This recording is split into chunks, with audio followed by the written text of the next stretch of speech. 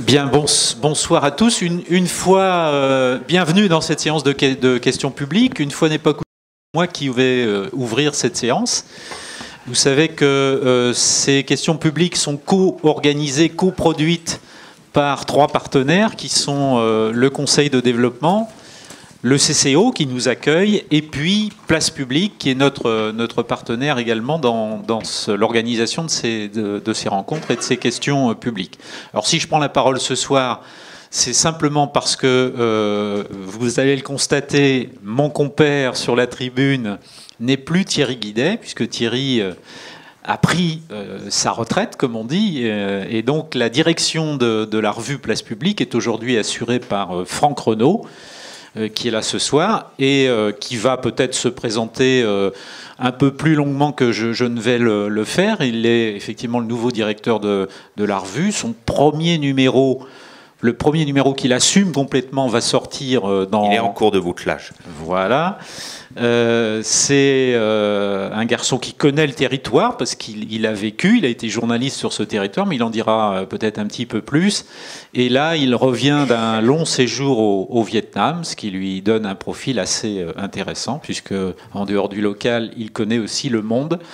Donc je vais le laisser peut-être se présenter et puis ouvrir la séance avec notre invité, Laure Bello, qui donc a sorti cet ouvrage, La déconnexion des élites, que vous pouvez acheter à la sortie si vous le souhaitez après notre échange. Franck. Bien, bonsoir et merci à tous et à toutes de votre présence ce soir. Alors, de manière très impolie, je vais me présenter en quelques mots avant de présenter Laure Bello, qui est journaliste au Monde.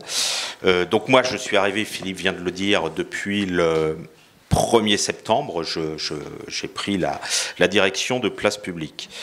Auparavant, j'étais dans une structure de formation continue au journalisme dont je m'occupais à Paris, qui est ESJ Pro, filiale de formation continue de l'école de journalisme de Lille.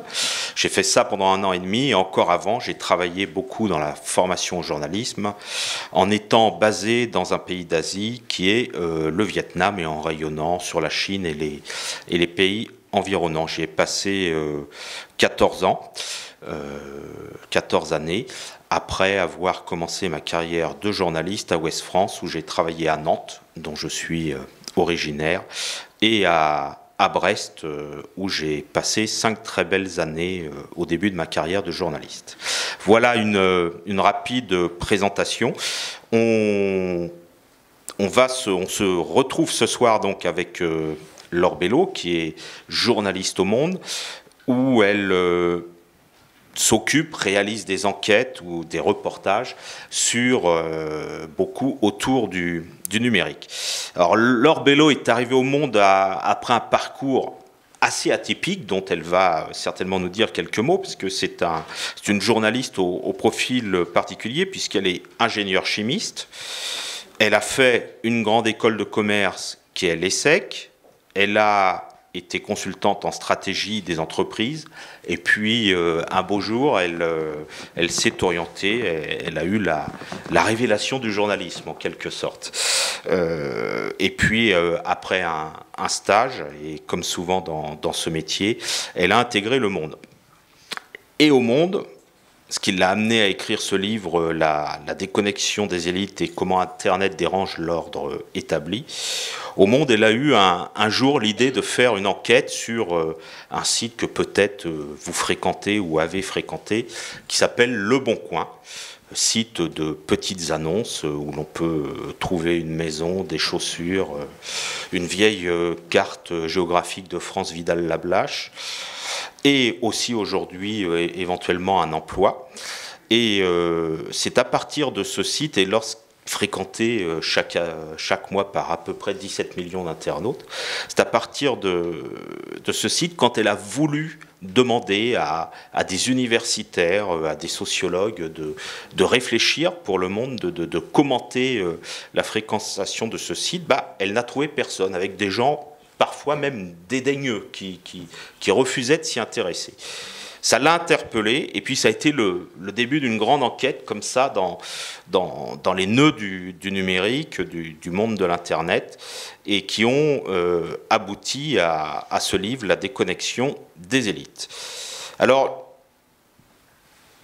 on va céder la parole à Laure Bello, qui peut-être d'abord peut revenir sur ce parcours singulier qui l'a amené de la chimie jusqu'au journalisme. Chaque parcours est singulier. Je pense que dans la salle, tout le monde a des parcours extrêmement singuliers aussi. Moi, le mien, c'est simple. On est sur des rails. Si on est bon en maths, on fait une prépa. Bon, ça m'est arrivé. Donc, j'ai fait après une école d'ingénieur et je me suis rendu compte que c'était extrêmement masculin, la chimie, et que je cherchais autre chose. J'ai passé des concours et j'ai une école de commerce. À l'époque, on disait une école de commerce. Et j'ai tout de suite je suis très curieuse, et donc j'ai fait du conseil en stratégie, ce qui m'a permis pendant 6 ans de voyager vraiment dans le monde entier et de conseiller des entreprises dans différents pays. Et là, j'ai été frustrée par le manque de sens, en fait, de ce que je faisais. Disons que toutes les idées que j'avais, c'était pour optimiser les entreprises, et je me suis dit, mince, en plus, c'était à une époque où les entreprises allaient assez mal. Bon, elles vont pas super bien actuellement non plus, mais en tout cas, donc il fallait vraiment optimiser, créer des synergies. On sait très bien que les synergies, c'est aussi des réductions d'emplois, etc. Et que j'avais envie de plus d'idées.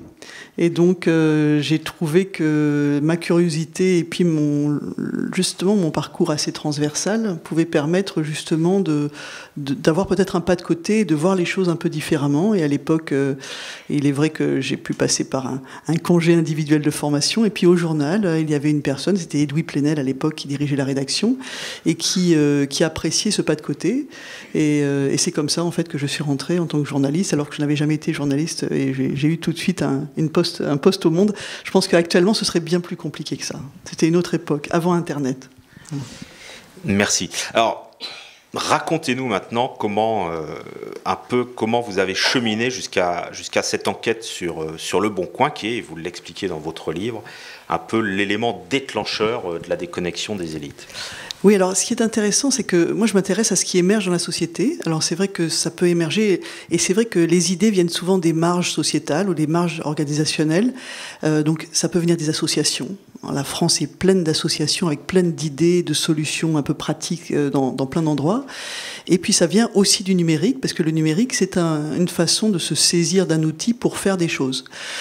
Donc assez rapidement, j'ai commencé à faire des enquêtes sur pas mal de choses, de nouveaux usages sociétaux. Et Le Bon Coin, c'était quelque chose d'intéressant, parce qu'à l'époque, il y avait eBay, on parlait de la planète eBay, un site américain. Et quand d'un coup, Le Bon Coin, eBay devait être à 10-12 millions d'usagers, puis Le Bon Coin est arrivé à 10-12 millions, je me suis dit, ça veut dire quelque chose. Et puis en fait, plus les usagers ont commencé à aller vers Le Bon Coin, plus je me suis rendu compte qu'il y avait quelque chose de très différent par rapport à eBay. C'est qu'en fait, les Français se saisissaient de cette plateforme pour imaginer plein de choses. Et qu'en fait, les gestionnaires de cette plateforme regardaient ce qui était en train de se passer, et puis quand ils sentaient qu'il y avait l'émergence d'une nouvelle tendance, ils créaient un onglet. Par exemple, ils ont commencé à voir que les Français commençaient à vendre des chaussures sur Internet, ils ont mis un onglet chaussures, et en l'espace d'un mois, il y avait 500 000 paires de chaussures qui étaient en vente sur Le Bon Coin. Donc je me suis dit, mais ça veut dire quelque chose sociétalement, parce que c'est vrai qu'on peut acheter ou vendre une table ou une chaise, mais c'est devenu au fil des ans la première plateforme d'échange pour acheter ou vendre un appartement. Quand vous regardez par exemple particulier à particulier, c'est 25 à 30 000 offres. Actuellement, Le Bon Coin, j'ai les notes, c'est 1,3 million d'annonces. Alors il y en a 1 million, c'est des professionnels, mais il y en a 300 000, c'est des particuliers. Donc c'est la même chose pour les offres d'emploi. Le Bon Coin est devenu la première plateforme de recherche d'emploi privé en France, derrière le monopolistique Pôle emploi. Et les chiffres de Pôle emploi, c'est compliqué parce qu'il y a aussi des chiffres de consultation des entreprises, donc on ne peut pas vraiment dire que ce sont ces chiffres-là qui sont pertinents à comparer. Donc il se passe la même chose sur les ventes de voitures, il se passe maintenant la même chose sur les locations de vacances. C'est-à-dire que cette plateforme-là est devenue quelque chose d'extrêmement intéressant parce que ça signifie quelque chose sur la façon dont les Français se sont emparés du numérique pour désintermédier, pour se passer d'intermédiaire. L'intermédiaire, c'est la plateforme pour faire des choses entre eux. Donc c'est vrai que là, je me suis penchée sur la question. J'ai demandé, je me suis dit, est-ce que vous accepteriez d'ouvrir vos données et d'ouvrir votre activité à des scientifiques ou des chercheurs? On m'a dit oui. Et la surprise est venue de ce qui était après. C'est qu'en contactant une vingtaine de personnes, des philosophes, des économistes, ça a été vraiment tout même des artistes, pour essayer de poser leur regard sur ce qui se passait. Personne ne connaissait Le Bon Coin. Ça, c'est le premier point. Alors qu'il y avait quand même déjà 17 millions de personnes par mois. Et d'autre part, les gens étaient en effet assez vexés, parce que j'arrivais, je disais, je suis journaliste au Monde, j'aimerais bien que vous me parliez du Bon Coin. Et j'ai trouvé 5 personnes de grande qualité et de grand courage, notamment Jacques Le Goff, qui n'est plus avec nous, qui avait à l'époque 90 ans, qui était médiéviste, et qui n'avait jamais été sur Internet. Donc on a passé 5 après-midi à surfer ensemble sur Le Bon Coin. Il m'a même dit, vous croyez, Laure, que je suis sur Internet? Je lui ai dit, écoutez, Jacques, je pense que vous y êtes.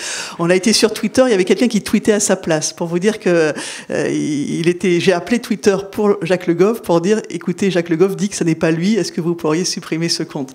Donc j'ai trouvé des gens, il y a eu Laurence Fontaine, l'historienne, Patrice Maniglier, le philosophe, des personnes qui ont et qui ont donné une signification à ce qui se passait. Donc c'était la première fois que j'ai vu un décalage très fort entre le haut de la pyramide sociétale, auquel j'ai accès en tant que journaliste, et puis ces usages que je vois et que j'observe par des appels à témoignages.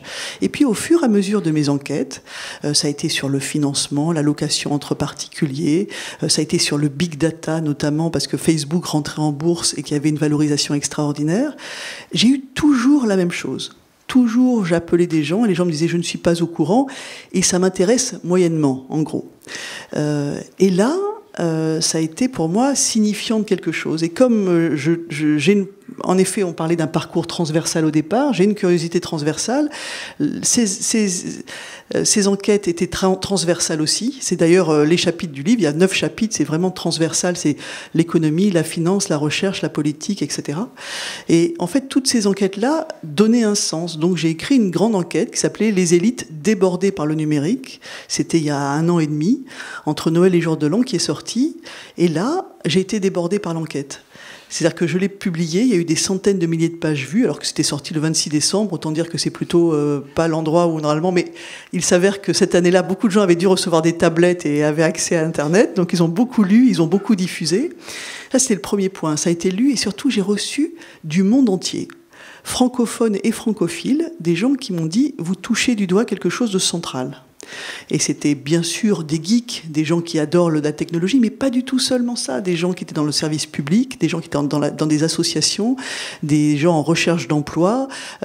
C'était vraiment des profils extrêmement divers. Donc, résultat, je me suis dit qu'il fallait en faire quelque chose. J'ai voulu en faire un livre. Et là, ce qui est intéressant, c'est que je pensais interviewer une trentaine de personnes. Et toutes les personnes que j'ai interviewées étaient tellement contents que je parle de ça, parce qu'ils pensaient que c'était central, qu'ils m'ont tous donné des noms un peu partout dans le monde pour que je les interviewe aussi. Donc je suis passé de 30 à une centaine de personnes interviewées dans différents pays, de Stanford à l'Inde. Et j'en ai fait un livre, et il se passe la même chose que ce qui s'est passé sur l'enquête. C'est que depuis la parution du livre, je suis débordée par le livre.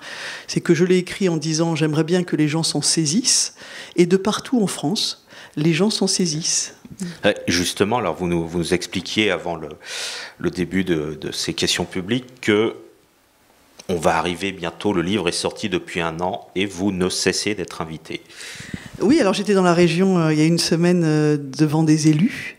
C'était alors maintenant on dit le conseil à Bouvron, devant des élus. C'était une invitation du conseil départemental, mais j'ai été également devant 200 agriculteurs pour les 70 ans de la Vendée agricole, mais également devant 1000 experts comptables qui de l'ordre d'Île-de-France des experts comptables, devant 800 jeunes de la FEV très militants associatifs à Lille. Et en fait, il faut me suivre un peu sur Twitter pour voir où je vais, mais c'est très impressionnant. Et ce qui est impressionnant, c'est de voir qu'en fait, chaque structure se saisit de ce livre parce que c'est souvent un défricheur ou des gens qui se posent des questions et qui se disent nous vivons un chaos, nous vivons quelque chose de très fort, ça n'est pas seulement une révolution technologique, c'est je pense sincèrement une civilisation numérique qui est en train de se mettre en place, le lien à l'autre est en train de changer, donc nos vies professionnelles mais aussi personnelles sont en train d'être modifiées, celles de nos enfants, de nos petits-enfants, de nos neveux, etc. Et c'est vrai que derrière ça, des gens viennent me voir en disant écoutez, je vis un chaos personnel, mon métier va être robotisé, mais par contre, votre livre m'a montré qu'il y a une ligne, c'est-à-dire qu'il y a une logique derrière ce chaos, c'est qu'en effet, c'est quelque chose de civilisationnel. C'est qu'en effet, il y a des gens en haut de la pyramide qui ont du mal à le comprendre, hein, mais le sous-titre de livre, c'est comment Internet dérange l'ordre établi, c'est qu'il est déjà rangé différemment.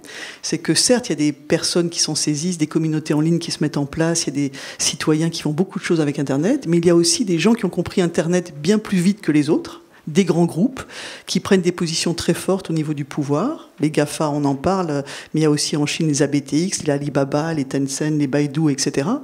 Et ces gens-là essayent de se saisir aussi et prennent des positions très fortes. Nous assistons à la création d'une nouvelle élite. Quand on regarde les 25 plus grandes fortunes mondiales, il y en a déjà 6 qui viennent du code informatique. Et ces personnes-là, il y a aussi des king codeurs que j'ai découverts, une tribu de 150 000 à 200 000 personnes, qui sont des gens, quand vous entendez dans les informations, Facebook rachète 500 millions, une structure de 10 personnes, c'est pas une structure de 10 personnes qui a racheté 500 millions, c'est qu'il y a, dans les 10 personnes, il y a 8 king codeurs.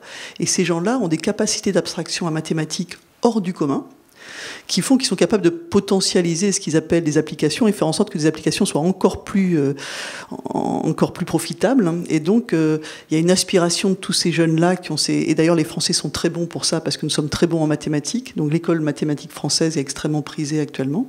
Donc, on voit très bien qu'il y a de nouvelles élites qui se saisissent de ça et qu'il y a des questions qui se posent, qui sont des questions fondamentales de société, des questions... je cherchais du sens avec Le Bon Coin, et je me suis rendu compte qu'au-delà du sens, il y a des questions morales et des questions éthiques, et que comme nous assistons à une accélération du monde qui est fulgurante en fait par rapport au temps de construction de la société, on a l'impression que le système est en train de craquer un peu. Les politiques ont du mal à comprendre ce qui est en train de se passer. Le droit rame. En fait, on voit que pas mal de... Il y a eu le droit à l'oubli avec Google, mais on voit qu'il y a beaucoup de procédures qui ont du mal à aboutir parce que c'est très compliqué d'avoir une position européenne qui est commune, parce que quand vous avez dans un pays, il y a des pays fiscalement avantageux, quand vous avez un pays qui accepte le siège d'une grande entreprise et c'est une manne financière importante, c'est compliqué quand on commence à avoir une vision européenne commune en disant il faut un peu faire attention, il faut les cadrer. Les gens qui ont cette manne financière n'ont pas spécialement envie de suivre la position commune. Donc on voit bien que ça dérange l'ordre établi et qu'il y a des questions de société qui se passent, qui se créent, qui se posent, qu'il y a des... comment dire, on voit bien que certains grands groupes ont déjà des envies extrêmement larges. Quand vous entendez le patron de Facebook, il a commencé à dire qu'il voulait relier les gens. Donc maintenant, il relie 1,4 milliard de personnes. Donc si c'était un pays, ce serait plus grand que la Chine. Il a dépassé cet été. Et maintenant, il a deux autres objectifs. C'est plus seulement relier les personnes, c'est aussi comprendre le monde. Et c'est vrai qu'ils aspirent énormément de social scientists, data scientists, de gens qui, pour essayer de comprendre et de donner du sens aux données qui sont nos données personnelles qui sont absorbées par les smartphones et par tous ces objets connectés. Et la troisième finalité de Mark Zuckerberg, c'est aussi de participer à l'économie de la connaissance. C'est-à-dire qu'ils sont déjà en train de travailler sur des prototypes d'éducation dans certains continents. Donc on voit très bien que face à des pouvoirs économiques très forts, qui ont... C'est pas qu'ils veulent faire le mal, c'est juste qu'ils ont une connaissance technologique et ils vont très loin, ils ont beaucoup de moyens. Comment la société peut s'organiser, comment les pouvoirs publics peuvent se positionner alors qu'ils sont très endettés. C'est ces questions-là aussi que je traite dans ce livre et c'est pour ça, je crois que les gens s'en saisissent parce que il y a une inquiétude. Et moi, j'avais une inquiétude, et c'est pour ça que j'ai écrit ce livre. Et la seule chose qui est plutôt assez positive, c'est de me dire que des gens s'en saisissent, ce qui veut dire que la bête bouge quand même. Voilà. Ouais, et alors, justement, alors vous venez de nous raconter que un peu partout en France, vous êtes sollicité par des corps intermédiaires très divers, des organisations très diverses. Mais ceux qui sont concernés très directement par le titre de votre ouvrage, La déconnexion des élites, Est-ce qu'ils vous contactent? Est-ce qu'ils viennent vous voir pour que vous vous expliquiez un peu? Alors, en fait, élite, pour moi, j'avais pris la définition du Larousse. Alors, le Larousse dit groupe minoritaire de personnes ayant dans une société une place éminente due à certaines qualités valorisées socialement. Donc, ça va très loin, les élites. Dans chaque petit milieu ou dans chaque milieu, on a des gens qui se considèrent comme des élites ou pas. Donc, derrière ce titre-là, ce qui était intéressant, c'est de voir ce décalage entre le haut et le bas. Alors, ce que je vois, d'un point de vue de la sphère publique, par exemple, c'est que je suis saisie par plein de gens dans des régions. Et que plus on s'éloigne du rédacteur, et plus les gens sont connectés. Et plus les gens se rendent compte qu'il y a un problème. Là, j'étais devant 200 directeurs de l'affaire sociale à Bordeaux, extrêmement intéressés. Je vais aller dans l'est de la France, où là aussi, c'est intéressant de voir pourquoi d'un coup ils se saisissent de ça. Là, dans l'est de la France, c'est parce qu'ils se sont rendus compte qu'un budget de transport en commun s'est effondré parce que les gens ont basculé dans le covoiturage. Alors en Bretagne, on connaît bien le covoiturage. Dans l'est de la France, ils étaient très étonnés. Et donc, ils ont regardé sur Internet, ils ont fait covoiturage livre, ils sont tombés sur mon livre, ils l'ont lu. Et là, ils me disent, il faut que vous veniez voir tout le monde. Alors là, j'ai une après-midi et je dois voir des élus la première fois, puis après des jeunes l'après-midi, et après il y a un dîner avec... c'est très impressionnant. Ils disent, il faut que vous pouvez pas vous imaginer dans quelle situation on est. Donc en fait, je vois bien que ce qui est intéressant derrière ça, c'est toujours ce principe même de défricheur. C'est que partout, dans les structures publiques ou privées, il y a des gens qui voient des choses. Et c'est la même chose aussi au cœur du réacteur. C'est-à-dire que je suis intervenue devant des cabinets ministériels, je suis intervenue au Sénat, je suis intervenue à l'Assemblée, dans des endroits très particuliers où on voit qu'il y a des gens qui ont saisi ça. Mais derrière ça, actuellement, il y a un clivage générationnel. C'est sûr, c'est-à-dire que quand on est né après la vague ou avant la vague, c'est différent. Moi, je suis né avant la vague. Je ne suis pas né avec un smartphone en main. Mais au fur et à mesure de mes rencontres, je me rends compte que le clivage, il est plutôt un clivage d'ouverture. Est-ce qu'on est ouvert à ce changement-là? Oui ou non? Et ensuite, derrière cette ouverture-là, est-ce qu'on accepte de se dire qu'il y a des choses qui sont infimes, ces petits signaux faibles, auxquels il faut faire attention? Et derrière, qui capte chez vous ou dans la structure dans laquelle vous êtes ces signaux faibles et comment ces signaux faibles remontent à la direction. J'ai rencontré par exemple quelqu'un dans un ministère qui écrit pour un grand ministre qui me disait Laure Belot, il faut que vous me parliez, là vous n'arrêtez pas de parler de signaux faibles dans votre livre. Moi quand je vois signal faible dans un discours du ministre, je biffe parce que ça n'est pas sérieux. Donc je lui ai dit, mais non, il ne faut pas biffer. Parce que signal faible, c'est par exemple, il y a 15 ans, 2 jeunes aux États-Unis, Napster, 2 jeunes qui créent une petite boîte et qui s'échangent des fichiers musicaux. On se dit que c'est illégal, on met un coussin dessus, ils s'arrêtent. Et 15 ans après, ça a totalement bouleversé l'industrie totale de la culture. Le signal faible, c'est ça. Et là, ce que je suis en train de vivre, je pense, avec ce livre, est un signal faible qui devient de plus en plus fort. C'est-à-dire qu'en fait, il y a quand même partout en France des gens qui veulent faire bouger les lignes parce qu'ils se disent qu'en effet, il y a un décalage assez fort entre le haut et le bas. Et c'est vrai que de façon assez classique, comme les idées viennent des marges, eh ben, plus on est loin de Paris, et c'est vrai, plus on cherche à s'en saisir. Juste un exemple, comme je m'intéresse à tout ce qui est émergent, quand je suis arrivée au journal en 98, c'était au moment où on parlait du développement durable. C'était encore extrêmement marginal. Il y avait un grand groupe pétrolier, Shell, qui avait créé un rapport annuel, il y avait marqué « Profit of principle, do we have to choose ?» Est-ce qu'on doit choisir entre les profits et les principes? C'était un grand patron qui allait partir à la retraite, qui s'était rendu compte qu'avec tout ce qu'il avait fait à la tête de sa société, c'était important de se poser des vraies questions. Et à l'époque, j'avais assisté dans le nord de l'Europe à un colloque où il y avait les défricheurs du développement durable, les associations, mais aussi des entreprises comme le Body Shop, des gens des militants. Et puis c'était organisé par une grande banque, ABN AMRO, qui commençait à créer des produits de développement durable pour les banques.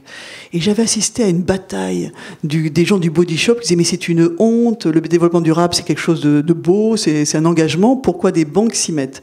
Et c'était vraiment ce moment charnière où quelque chose de marginal commence à devenir mainstream.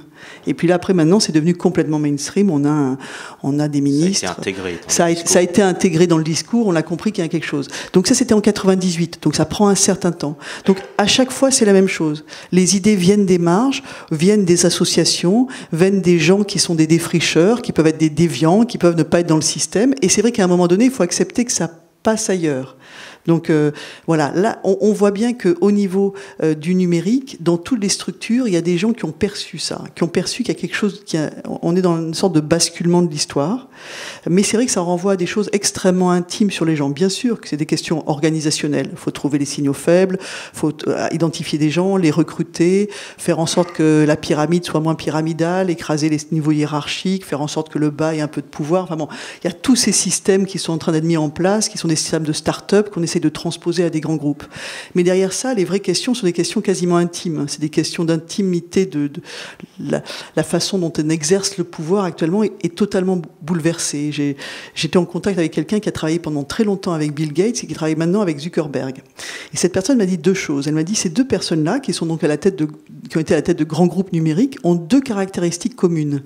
D'une part, ils connaissent leurs limites, et d'autre part, ils s'entourent de gens plus brillants, parce qu'ils savent qu'actuellement, il faut être nombreux et assez intelligents en haut pour prendre les bonnes décisions.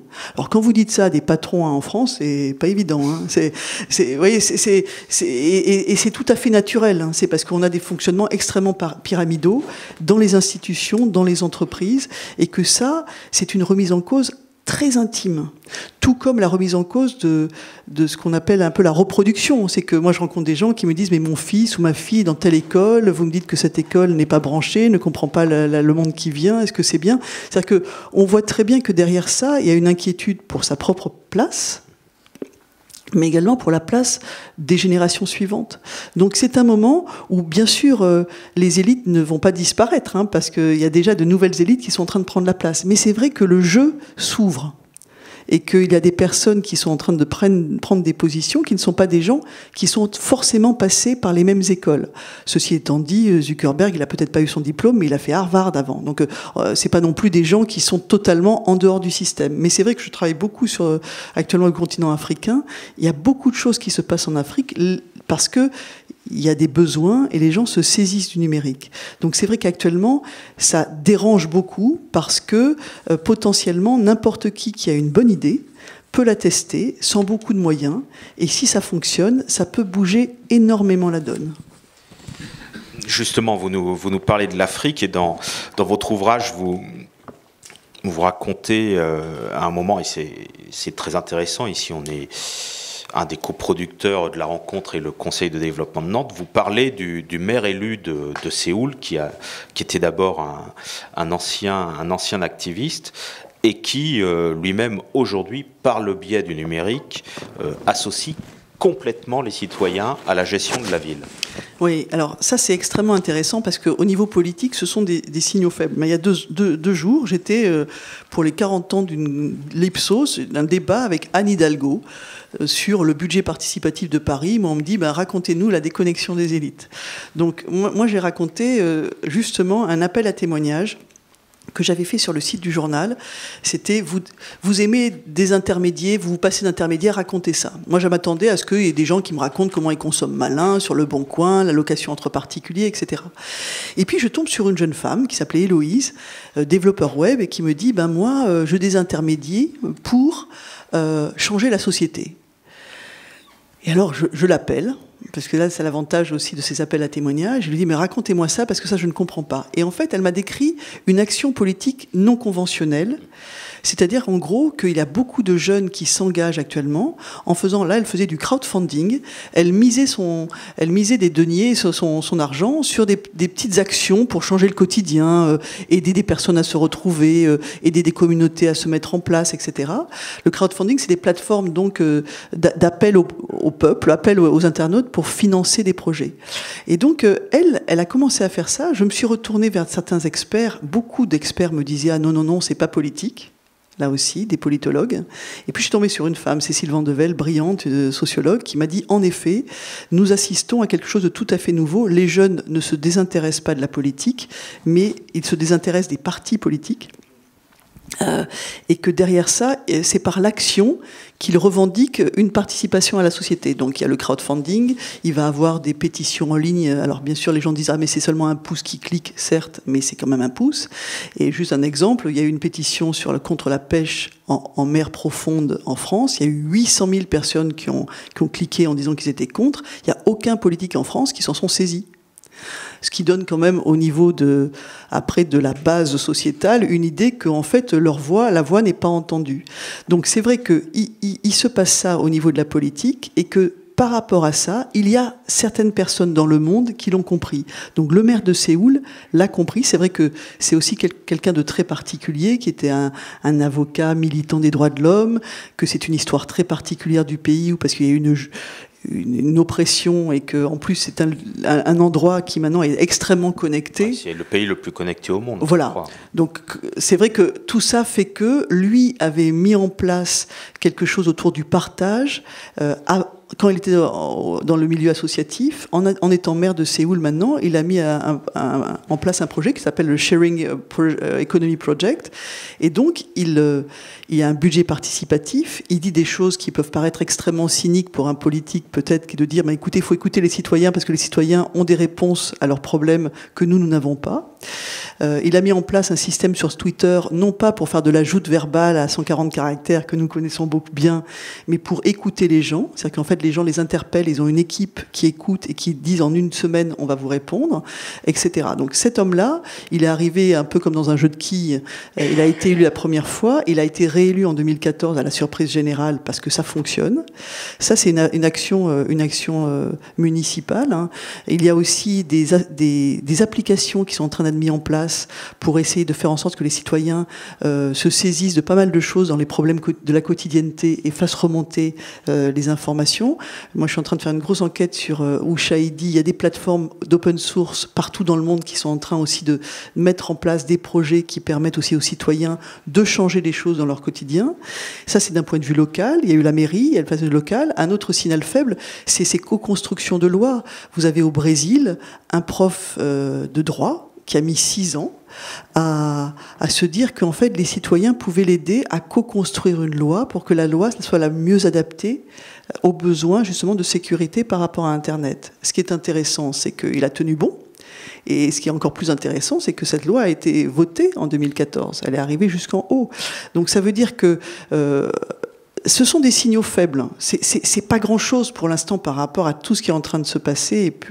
Mais ça montre une chose, c'est que dans certains endroits du monde, il y a déjà des élus qui ont cette ouverture de se dire que on ne peut pas passer à côté de ce mouvement sociétal. La société moderne, c'est vraiment construite sur un diptyque qui était le pouvoir public et le pouvoir privé. Il y a maintenant un triptyque, c'est la société civile.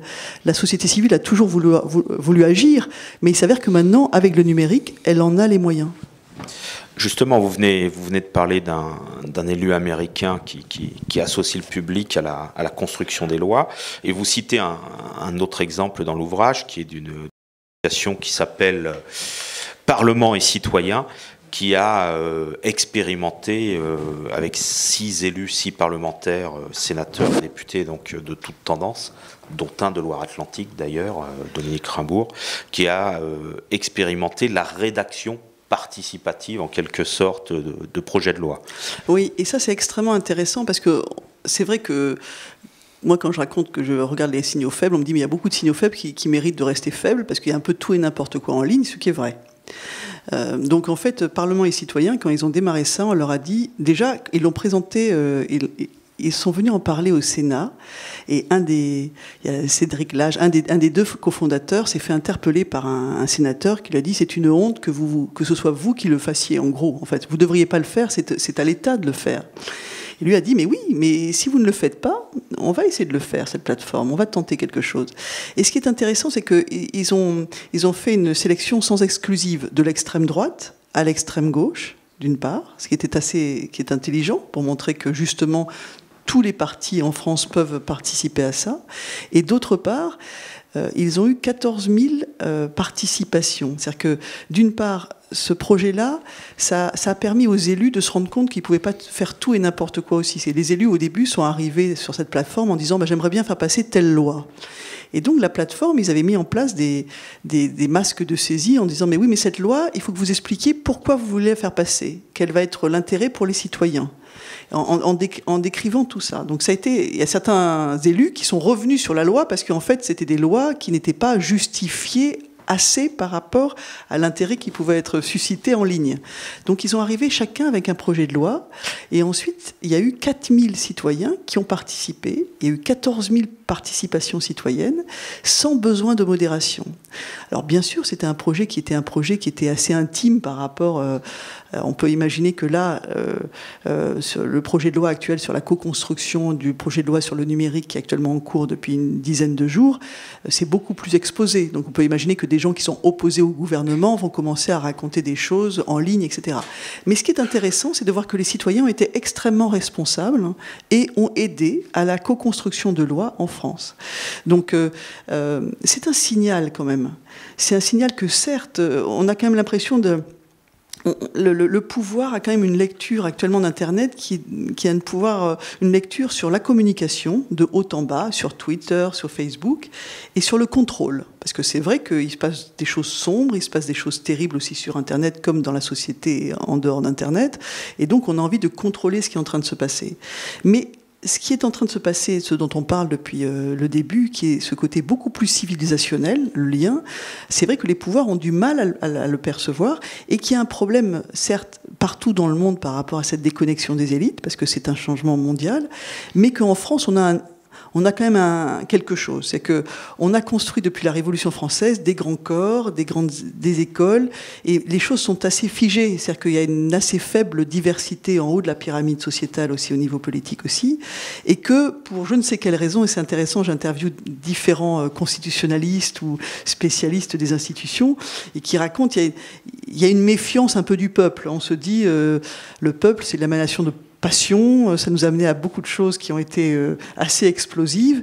Donc le problème, c'est qu'actuellement, avec le numérique, ça vient du bas. Donc il faut accepter que les idées viennent également du bas, et les gens ne sont pas en haut formés à ça. Donc c'est vraiment un problème de culture extrêmement fort. Et qui est central. Mais est-ce que vous croyez que ce modèle est susceptible de changer, justement ? Est-ce que vous rencontrez des représentants de ces élites économiques, politiques, sociales, prêts à s'ouvrir, prêts à écouter quelque chose qui vient d'en bas ? Alors là, je vais vous donner c'est marrant, j'ai rencontré un Américain, alors je vais vous le dire à moitié en français, à moitié en anglais. L'Américain, je lui ai raconté ce qui se passait pour le livre, et il me disait, mais il y a un basculement, et en anglais, on dit « People change not because they see the light, but because they feel the heat ». Donc en gros, ils disent, les gens sont en train de changer en France, non parce c'est pas parce qu'ils ont vu la lumière, mais parce qu'ils sentent la chaleur. Je pense qu'il y a une chaleur actuellement. C'est-à-dire qu'en gros, dans tous les systèmes politiques, économiques, les gens ont peur. Les gens ont peur que des entreprises disparaissent, les gens ont peur qu'ils puissent avoir des votes qui soient des votes inconsidérés, des votes qui soient extrêmes, parce qu'en fait, on a l'impression qu'on ne les entend pas. Donc, en fait, il y a une urgence. Ils comprennent qu'il y a une urgence pour certains. Donc, moi, je le sens, ça. Je sens que une des raisons pour lesquelles les gens se saisissent de ce livre, c'est ça. C'est qu'en fait, il y a des personnes dans chacune des structures dont je parle dans le livre qui me parlent de l'urgence qu'ils ont, eux. Après, de la capacité de ces personnes-là à faire bouger réellement les lignes, moi, je n'ai pas la réponse. Ce que je sais, c'est que, vous avez vu, je donne de mon temps pour parler de ça, et dans des endroits extrêmement divers. Mais c'est vrai qu'après, c'est de la capacité d'un système à se réformer. Alors, j'ai rencontré des gens qui ont fait des grands rapports et qui me disent qu'en France, rien n'est jamais linéaire. Donc c'est toujours par sauts, ou des sauts des fois explosifs, que les choses changent. Donc en fait, c'est compliqué actuellement parce que les choses vont extrêmement vite. Donc qu'est-ce qui va permettre réellement un basculement ? Je n'en sais rien. En même temps, il y a eu par le passé des révolutions, et vous racontez l'histoire que j'ignorais de Balzac qui va voir son ami en Pologne, c'est ça, hein, et qui en l'espace de 15 ans passe du fiacre avec les chevaux au chemin de fer. Oui. C'est-à-dire que ça, c'est Peter Drucker qui malheureusement est décédé aussi, mais qui était un homme que j'aimais beaucoup, que j'avais rencontré aussi. Il était déjà nonagénaire, et qui me racontait, c'était il y a 10 ans, comment Internet, c'était un homme visionnaire qui avait conseillé tous les présidents américains, et qui était un homme de grand talent, et qui disait comment notre limite avec Internet, ça allait être notre imagination, comment ça allait bouleverser ça, tout comme à un moment donné, l'arrivée du chemin de fer avait bouleversé la donne aussi. Donc ce qui est compliqué là, c'est qu'en fait ça va très vite, et qu'on ne sait pas à la limite. Vous voyez, je vais vous donner juste un exemple. J'ai rencontré les patrons d'une grande plateforme Internet qui est le premier site de recherche d'emploi au monde sur smartphone, qui s'appelle Indeed. Et je les ai rencontrés, et puis ils étaient très intéressés par un point du livre où je raconte comment Facebook, à un moment donné, a fait une expérience mondiale sur la manipulation des sentiments en utilisant en fait un échantillon. Eux, ils ont 1,4 milliard de personnes, donc ils utilisaient un échantillon non pas de 80 ou de 100 personnes pour les échantillons politiques qu'on peut voir avec les instituts de sondage, mais de 600 000 personnes. Ils ont pris 600 000 usagers de Facebook, ils ont balancé pendant une semaine des nouvelles extrêmement sombres pour 300 000 comptes et des nouvelles extrêmement légères pour 300 000 autres comptes. Ils se sont rendus compte en effet qu'il y avait une influence, que les gens en fait quand ils recevaient des nouvelles un peu sombres, ils étaient tristes, et quand ils recevaient des nouvelles légères tous les jours sur leur mur internet, ils étaient plutôt contents. C'est assez terrible parce qu'en fait cette manipulation, cette expérience a été faite sans que les gens en aient totalement conscience, c'était totalement aveugle, mais sauf qu'ils étaient tellement contents du résultat qu'ils l'ont publié dans un très grand journal en 2014, américain, et là il y a eu pour la première fois une réaction du monde académique qui a dit « Mais qu'est-ce que vous êtes en train de faire ? Les internautes ne sont pas des rats de laboratoire, il faut faire quand même attention et encadrer les études que vous faites. » Alors pourquoi je suis partie là-dedans ? Sauf que les conditions générales de Facebook autorisaient parfaitement voilà, le la seule chose c'est que personne ne lit ces conditions générales d'utilisation. Donc on voit bien que là, des problèmes centraux, éthiques et moraux se pose avec Internet, et que ça pose des questions en fait au monde académique de se dire comment en fait on recadre un peu les choses. Alors, vous ne cachez pas dans le livre, au fil des pages, toutes les interrogations, voire même les inquiétudes que pose cette révolution Internet. Et l'une que vous avez évoquée brièvement tout à l'heure, c'est tout ce qui concerne les données et ceux qu'accumulent des sociétés privées comme Facebook, mais aussi peut-être comme notre banque, comme le magasin en ligne que l'on fréquente avec assiduité, toutes ces données qu'ils accumulent. Et votre inquiétude semble être que, en dehors d'objectifs commerciaux, on ne réfléchit guère, on n'essaye pas de donner du sens. Alors, oui. Ce qui est vrai, c'est que ce qui est compliqué, c'est que rien n'est gratuit sur Internet, et alors que tout apparaît comme gratuit. Donc, à un moment donné, il faut bien qu'il y ait un loup quelque part, et le loup, c'est que c'est nous qui sommes les marchandises, c'est que ce sont nos données qui sont monétisées. Donc, je reprends le fil de ce que je racontais sur la plateforme Indeed qui a 180 millions de CV. Justement, eux, ils m'ont dit un truc très intéressant, c'est que lorsqu'il y a eu la manipulation des sentiments, ils ont fait une réunion de crise, parce qu'ils se sont dit, qu'est-ce que ça veut dire sur les données ? Parce que le fait que Facebook aille jusqu'à là, au niveau de l'utilisation des gens et des données personnelles des gens pour essayer de voir s'ils arrivaient à influer sur l'humeur des gens, ils se sont dit, il faut faire attention à cet outil tout puissant et ces données très intimes qu'on a sur certaines personnes. Quand on a par exemple cette plateforme 180 millions de CV, vous voyez un peu quand vous cherchez un emploi ce que vous êtes capable de mettre sur le CV pour l'avoir, cet emploi, vous voyez ce que ça peut vouloir dire de ça. Et ce qui est intéressant, c'est qu'ils ont mis en place un lien avec une université pour cadrer les données, pour cadrer un peu leur recherche. Donc on voit bien qu'il y a cette volonté, c'est pas univoque, c'est pas parce qu'on est un groupe Internet que pour autant on va vouloir le mal. Que c'est très compliqué face à la puissance de calcul. Cette plateforme Indeed me disait quelque chose de sidérant, moi qui m'a sidéré, pour montrer qu'on est tous déconnectés à un moment ou à un autre. C'est que eux, ils recrutaient normalement des king coders de 22-23 ans pour imaginer les programmes informatiques. Maintenant, ils recrutent des 15 ans. Des stagiaires qui viennent pendant les mois d'été, parce que les 15 ans, c'est plus intuitif, la programmation sur les smartphones, que les 22 ans. C'est-à-dire que les 15 ans sont nés avec le smartphone en main. Le smartphone est arrivé il y a 7 ans, donc les gens qui ont 15 ans comprennent mieux des choses, et résultat, la programmation informatique est plus forte. Donc c'est-à-dire que face à des gens qui ont 15, 16, 17 ans, 18 ans, qui imaginent des programmes informatiques, comment on fait pour leur transmettre aussi des valeurs ? Comment on fait pour transmettre l'éthique ? Il y a des cours d'éthique qui commencent à arriver aux États-Unis dans des universités qui proposent aussi des cours d'informatique. On voit bien qu'il y a des problématiques de fond sur l'utilisation l'utilisation des données personnelles, et que nous en sommes qu'au début, puisque la prochaine étape, c'est l'Internet des objets. On voit bien qu'on a commencé à avoir les montres connectées, les objets qui nous prennent des mesures de notre santé. Il y a 2 jours, il y a des groupes privés qui font toujours des enquêtes qui sont assez anxiogènes. Bon, il y a une enquête anxiogène qui est sortie qui disait que en 2018, il y aurait déjà 2 millions de personnes aux États-Unis qui, on leur demanderait leurs données personnelles captées sur les objets pour avoir un emploi. Parce que c'est vrai qu'il y a actuellement une tentation extrêmement forte des ressources humaines de tout capter chez les gens pour essayer de comprendre comment, si c'est le bon profil qu'on recrute. Est-ce que la personne n'est pas en burn-out? Moi, j'ai vu actuellement des cabinets allemands d'avocats qui ont des applications qui analysent les mails, l'éditation, les fautes d'orthographe pour savoir si les gens sont en risque de burn-out. Il y a même maintenant des logiciels qui, en fonction de la façon dont vous agissez dans l'entreprise, vont dire si vous pronostiquent si vous allez la quitter ou pas.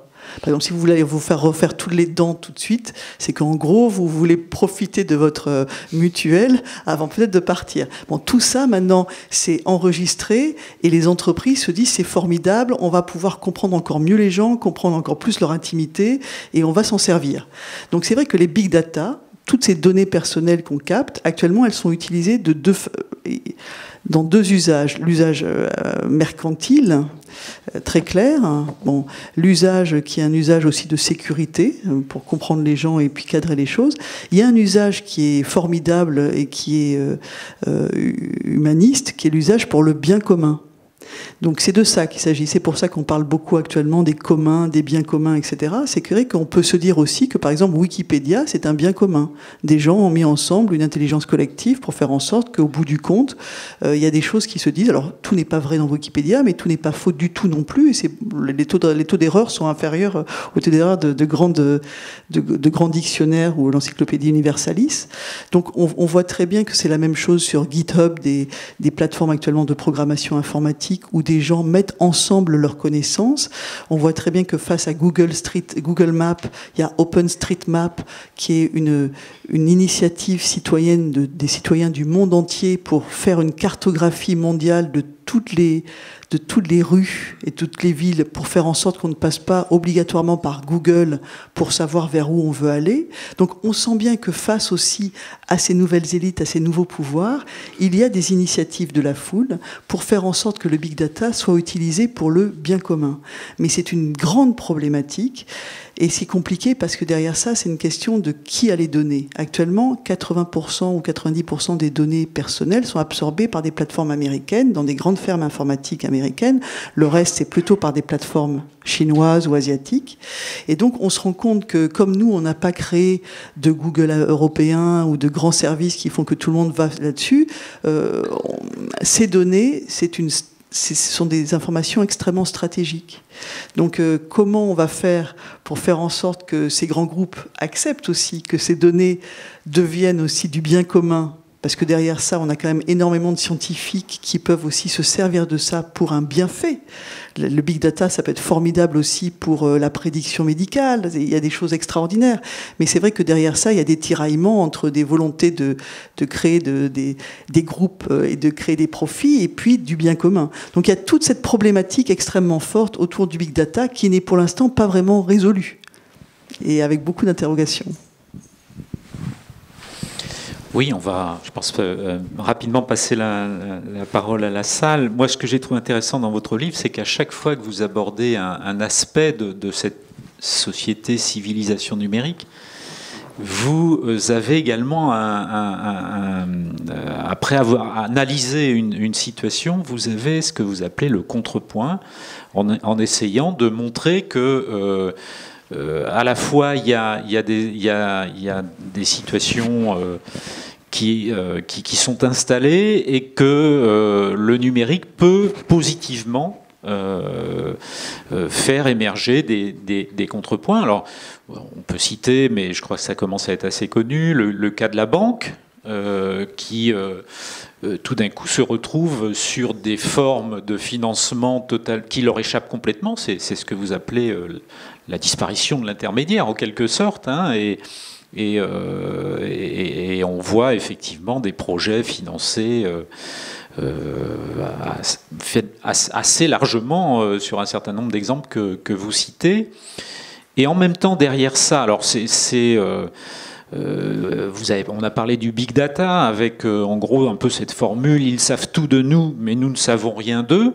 En quelque sorte, et avec il y a toujours un côté, enfin il y a un côté inquiétant, et il y a en même temps dans les contrepoints que vous évoquez souvent des choses intéressantes qui montrent que effectivement cet outil ou ces outils peuvent tout à fait aussi faire émerger des projets intéressants. Mais moi j'ai une question quand même derrière tout ça. Vous dites qu'il y a des défricheurs. Il y a en gros les élites. Les élites ne comprennent pas ce qui se passe. Les politiques ne savent plus, ils ne comprennent plus comment se fabrique l'opinion. Les chercheurs sont déconnectés parce qu'ils sont entre eux et ils sont spécialistes d'un sujet.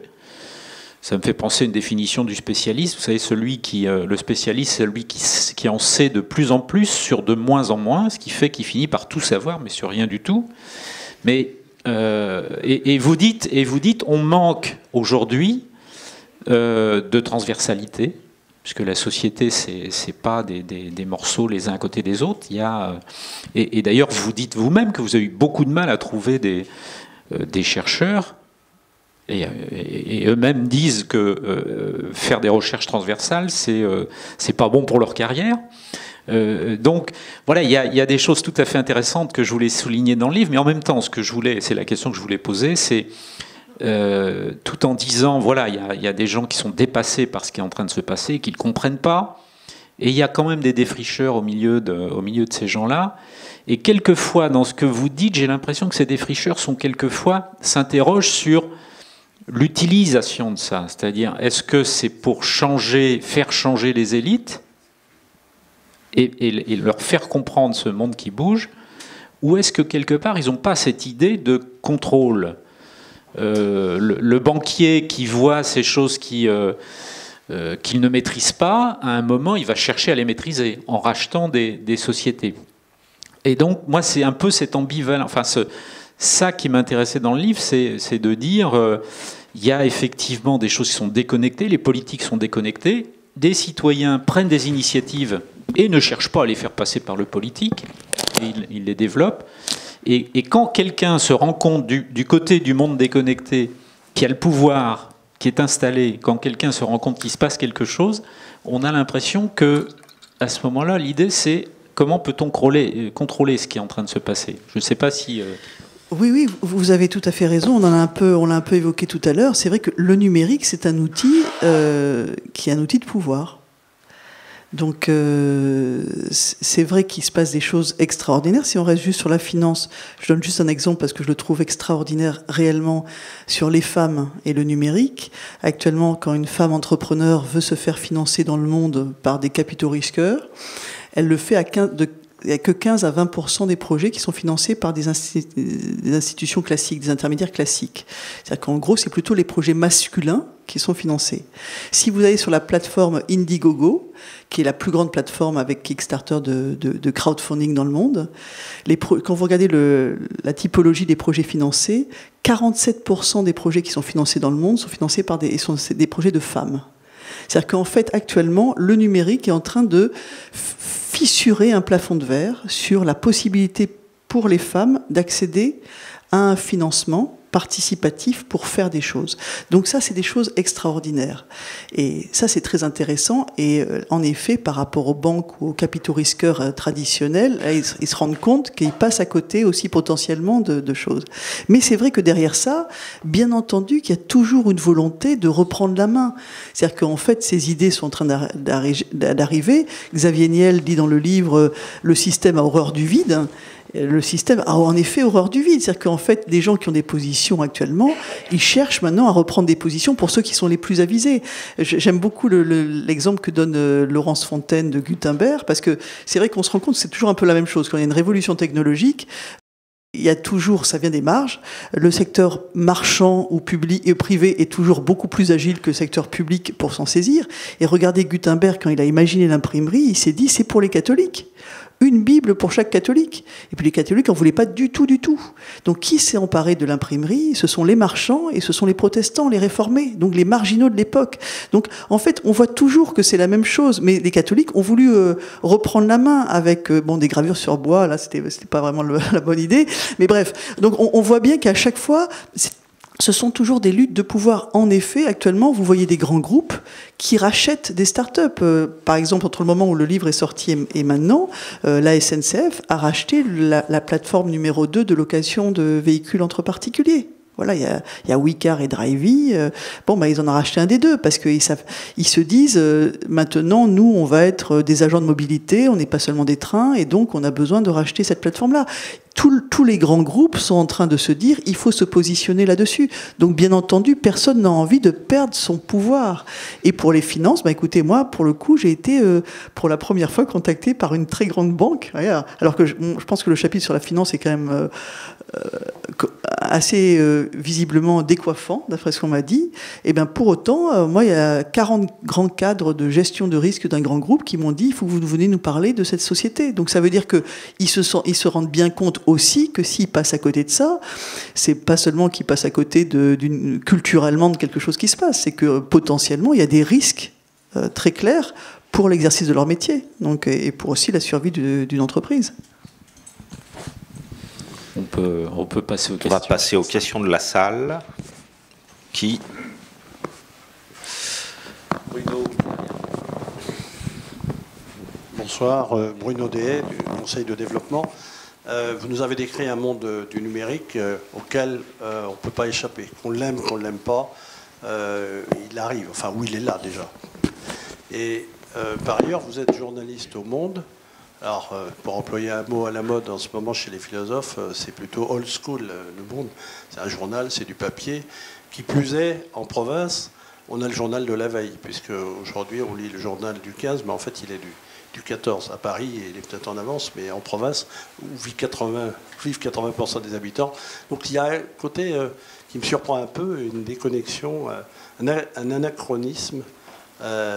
Et comment vous voyez la presse dans tout ça? Est-ce que la presse a de l'avenir? Alors déjà, en fait, ce qu'il y a, c'est que nous, on a totalement basculé dans le numérique. C'est-à-dire qu'en fait, en effet, on est schizophrénique. On a la grande majorité de notre lectorat vient du numérique. Plus de 80% de nos lecteurs sont sur le site internet ou maintenant sur la matinale, sur l'appli smartphone. Mais la grande majorité de nos profits viennent encore du papier, parce que c'est la publicité papier ou la vente papier.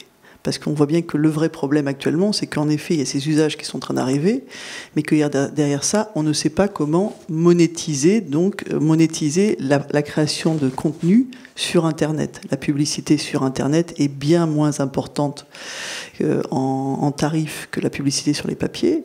Et puis les gens ont appris à tout avoir gratuitement. C'est aussi ce qu'on raconte. Moi, je suis en scooter, vous imaginez les startups qui ont créé des chemins comme, je sais pas, avant c'était E.T., il y avait des itinéraires pour aller d'un endroit ou à un autre. Maintenant, vous avez Google Maps, vous mettez à un endroit où vous allez gratuitement et vous dit comment y aller. Donc, quand vous avez ce genre d'application-là, avec cette sensation de gratuité pour tout, vous voulez avoir la gratuité pour tout. Donc, vous voulez avoir la gratuité pour les films que vous voulez télécharger, vous voulez avoir la gratuité pour les informations que vous ne voulez pas payer. Donc, le journal fait face à ça, et la presse fait face à ça. Et en plus, c'est vrai qu'il y a un vrai défi, c'est de savoir comment on valorise encore la valeur ajoutée, sachant qu'on sait très bien que nous sommes tous dans un flux d'informations tel que quand vous avez lu quelque chose sur quelqu'un, si par exemple quelqu'un décède, vous allez avoir une dépêche ou quelque chose, des gens vont raconter quelque chose sur le sujet. Est-ce que vous êtes prêt à relire un article avec plus d'informations sur le même sujet ou sur la même personne qui est décédée 4, 5 heures ou un jour après? Peut-être qu'il y a 5 ans ou 10 ans c'était le cas, maintenant non. C'est-à-dire qu'il faut tout de suite avoir l'information rapidement.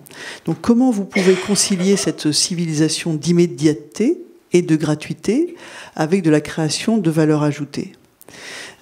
C'est pour l'instant la quadrature du cercle, hein, personne n'a vu ça.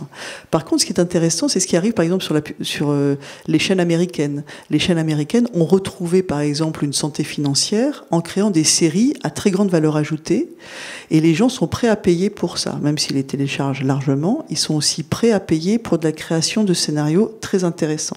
Donc on voit bien qu'il y a des modèles de paiement, freemium ou je ne sais quoi, en tout cas de se dire qu'il y a des gens qui sont capables de payer pour de la qualité. Mais ce qui est compliqué, c'est quand les gens, et nous tous, on s'est tous habitués, on est tous de plus en plus impatients et on veut payer le moins possible.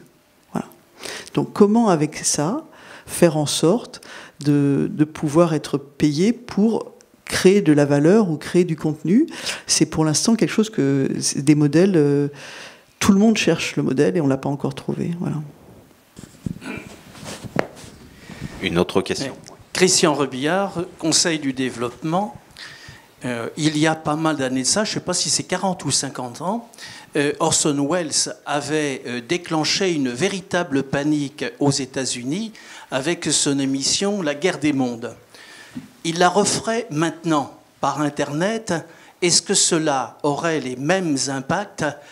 Et quels seraient, je dirais, les éléments qui pourraient être effectivement contrés pour éviter une, comment dirais-je, une psychose totale? Écoutez, c'est compliqué comme question. C'est très intéressant. Je n'en sais rien. Ce que je sais, c'est que il serait peut-être démenti plus vite. Il serait peut-être démenti plus vite, mais je crois que en fait, moi, ma présence ici, c'est une façon d'éviter la psychose. En fait, je crois qu'il faut parler aux gens et raconter ce qui se passe. D'une part, et d'autre part, dire que les gens n'ont pas tous des réponses. C'est-à-dire que moi, j'ai pas de réponse à plein de choses.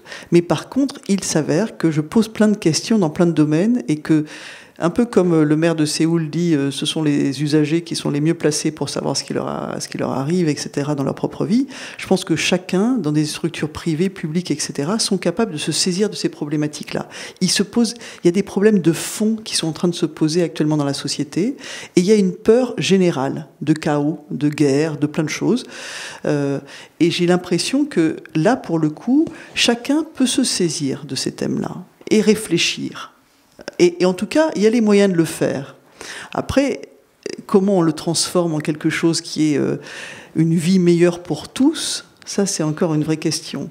Mais c'est vrai que ce que je vois, moi l'expérience que j'ai, c'est que le fait d'aller parler aux gens en peut-être simplifiant les choses, mais en même temps en ayant un spectre assez large et assez transversal, c'est ce qui est nécessaire actuellement. C'est bien pour ça que je voudrais juste rebondir sur ce que vous disiez, et je pense que nous sommes dans un moment clé où on a besoin de transversalité. J'ai interviewé hier pour le journal, pour un article qui va bientôt paraître, un spécialiste de Big Data qui racontait dans une grande université américaine, ils étaient en train de lancer des formations informatiques avec en plus de la statistique et puis de la philosophie ou de la sociologie.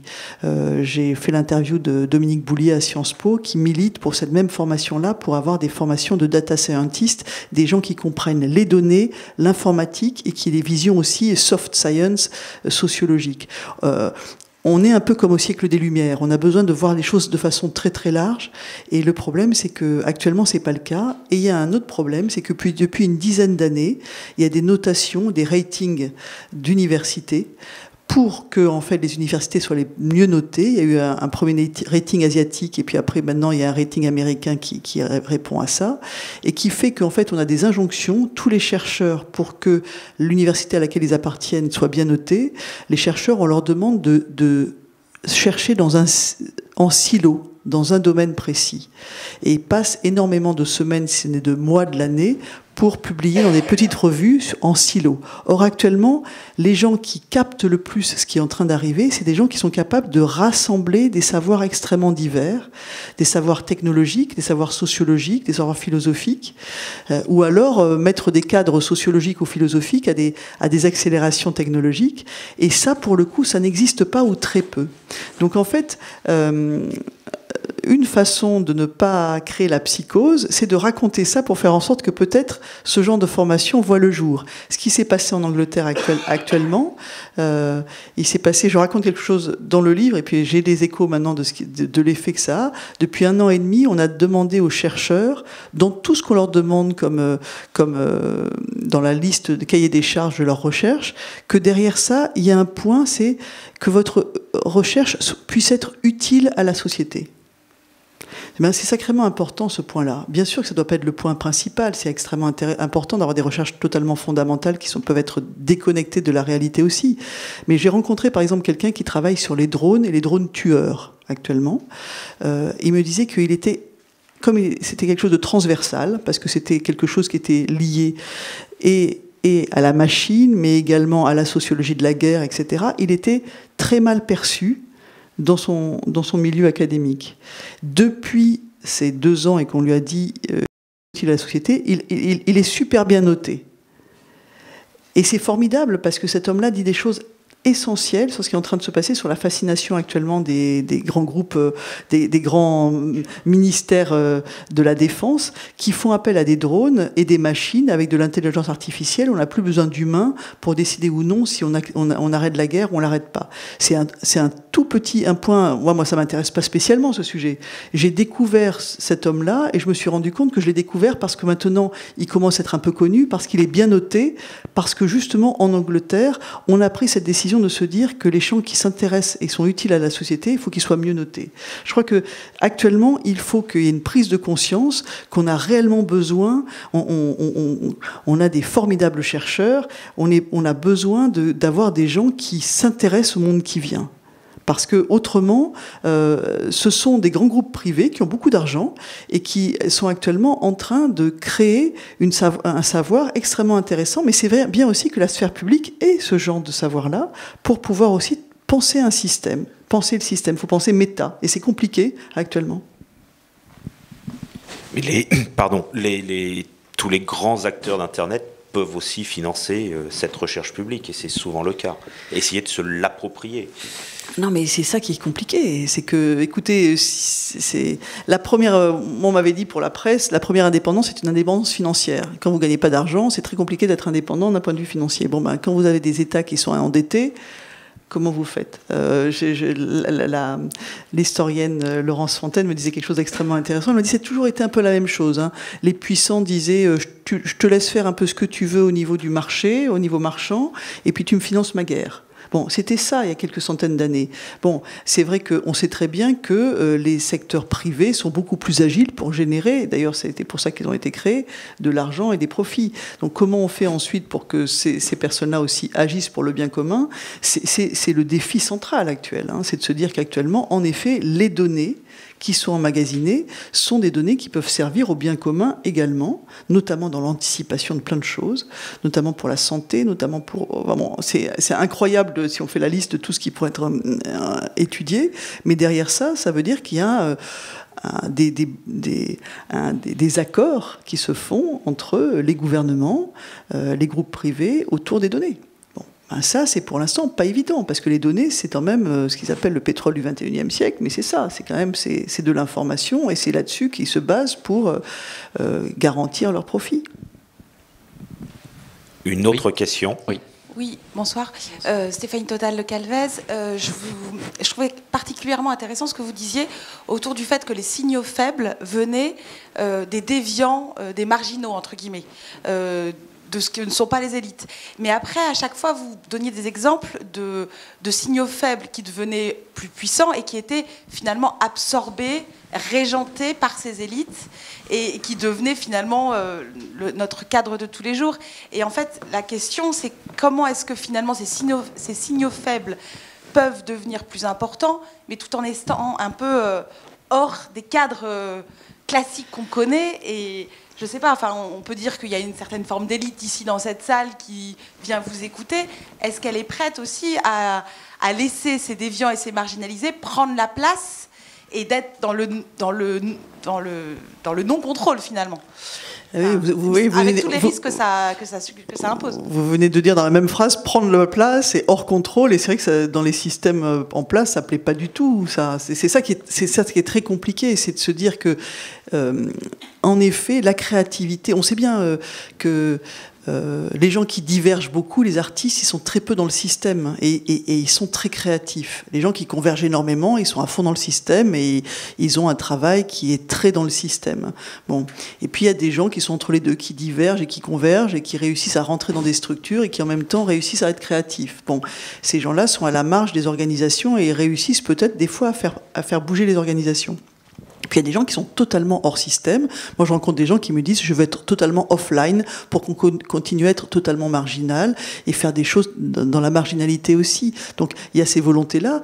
Et puis, il y a quand même des gens qui ont envie, qui ont créé des choses d'un point de vue marginal, mais c'est pas mal aussi de faire en sorte de le faire bénéficier à tout le monde. Donc, c'est tout le problème. Il y a beaucoup de gens qui restent à la marge et qui font des choses extrêmement intéressantes et qui veulent y rester aussi. Donc, on est dans un moment... très compliqué parce que il est vrai en tout cas que pour penser le monde futur, il faut que le système accepte des gens un peu satellitaires qui créent des choses. Voilà. Et qu'ils acceptent que ces gens puissent rester satellitaires. Je vais vous donner juste une anecdote intéressante. Depuis la parution du livre, j'ai rencontré un grand patron qui m'a raconté de façon extrêmement sincère comment il avait mis en place toute une structure pour faire en sorte de favoriser la créativité dans son groupe et faire justement venir des gens un peu atypiques. Je dis, c'est extrêmement intéressant, on a une discussion. Et puis, parallèlement à ça, sur Twitter, je suis contacté par un message direct d'un gars qui me dit « Ah, j'aimerais bien vous rencontrer ». Je me rends compte que c'est un gars qui fait partie du même groupe, mais qui est à un autre niveau. Je me dis « Pourquoi pas ?» Je le rencontre. C'est lui, l'agitateur d'idées qu'on a rencontré, dont il m'avait parlé, et il me dit « Je vais quitter le groupe ». Et je lui dis « Et pourquoi ?» Puisque c'est très bien, vous avez un patron qui a compris la chose, etc. Il me dit, on m'a mis un N+1 qui veut pas que ça bouge. Et donc, je suis allé la voir et je lui ai dit, et elle m'a dit, vous êtes un électron libre. Et alors lui, comme c'est un gars qui est physicien, il a dit, électron c'est formidable, c'est la force physiquement. Elle dit, mais le problème, monsieur, c'est que dans électron libre, le problème c'est libre. Voilà. Donc c'est intéressant cette anecdote, parce que c'est ça le problème. C'est que d'un côté, vous avez un patron qui veut faire bouger les lignes, qui recrute un gars, je ne sais pas comment il a réussi à le faire venir, et le gars, il a lancé tout un programme pour faire en sorte de faire rencontrer des startups, le groupe pivote, faire bouger les lignes, etc. Et puis lui, en fait, d'un point de vue politique, ils ont eu besoin de mettre quelqu'un au-dessus, cette personne ne comprend pas bien ce qui est en train de se passer, et puis elle a envie de chapeauter ce gars, et puis le gars, il n'en peut plus, il va partir. Voilà. Donc, et là, vous avez dans cet exemple-là, un patron qui est plutôt sincère, un gars qui s'est mis à fond dans un truc, et puis une personne qui a peur au-dessus. Voilà. Donc, on est dans des mouvements c'est un peu comme la tectonique des plaques. Hein. Il y a des enjeux de pouvoir énormes actuellement, énormes. Donc, il y a quand même beaucoup de gens qui se saisissent du livre et viennent me dire, oh là là là là, moi, c'est pas simple dans mon quotidien également. Voilà. Mais ça renvoie aussi peut-être aux organisations pyramidales qu'on a dans nos sociétés françaises, qui ont du mal à bouger justement parce qu'il y a des niveaux de pouvoir successifs qui, si ça freine pas au plus bas, ça va freiner un peu plus haut, etc. Non ? Oui, c'est ce que je racontais tout à l'heure sur le fait de dire que Zuckerberg s'entourait de gens qui étaient plus brillants que lui, c'est de se dire qu'on est à un moment donné aussi de l'histoire où quelqu'un en haut tout seul peut pas tout comprendre. Voilà. Donc comment on fait pour accepter ça et comment on s'organise. Mais j'ai été invité dans un colloque, justement, on m'a fait venir et j'écoutais une personne qui est dans la direction d'un groupe qui a quelques décennies, donc plutôt un groupe agile, et qui déjà a d'énormes problèmes. Qui me dit qu'ils ont essayé de réduire les niveaux hiérarchiques, c'est catastrophique. Ils ont créé des rapports d'étonnement pour que quand un jeune passe d'un endroit à un autre, il raconte ce qu'il a vécu, parce qu'en fait, il se rend compte de choses incroyables. Et puis, elle était terrifiée parce qu'elle me dit, je me rends compte qu'on a découvert que les jeunes qu'on avait recrutés ont créé un conseil d'administration parallèle de jeunes pour dire que les vieux sont nuls. Et donc, alors même qu'elle est en train de mettre en place tout un procédé pour essayer de devenir beaucoup plus agile, pour réduire les trucs. Donc, c'est-à-dire que ça paraît sans fin. C'est-à-dire que actuellement, c'est extrêmement compliqué de s'organiser et de faire en sorte de recruter des gens qui ont envie de venir dans des grands groupes pour les faire bouger, et après de les conserver. Donc j'ai vu moi des groupes de pubs dont je parle qui disent qu'ils font du acquiring, là, enfin en gros ils achètent pas trop, ils achètent une structure, ils la laissent un peu en indépendance pour faire en sorte qu'elle génère toujours des idées. Et puis on voit que les jeunes actuellement ont des parents ou des grands-parents qui ont pu se faire licencier, partir en pré-retraite sans le vouloir, n'ont pas extrêmement bien vécu des crises des années 90 ou 2000, etc. Et donc il y a une sorte de défiance par rapport aux grandes structures. Il y a beaucoup de gens qui veulent tenter l'aventure en dehors des grandes structures parce qu'ils se disent qu'ils n'arriveront pas à s'exprimer. Donc le défi des boîtes qui sont fascinées par les big data pour suivre les gens, c'est aussi d'attirer des jeunes qui vont avoir des idées et les garder. Donc c'est vrai que c'est un moment vraiment compliqué de l'histoire. Voilà. Et est-ce que vous avez des intuitions justement sur la fin de l'histoire? Qui va gagner? Alors non. Est-ce que les élites en place vont digérer ce qu'elles absorbent ou...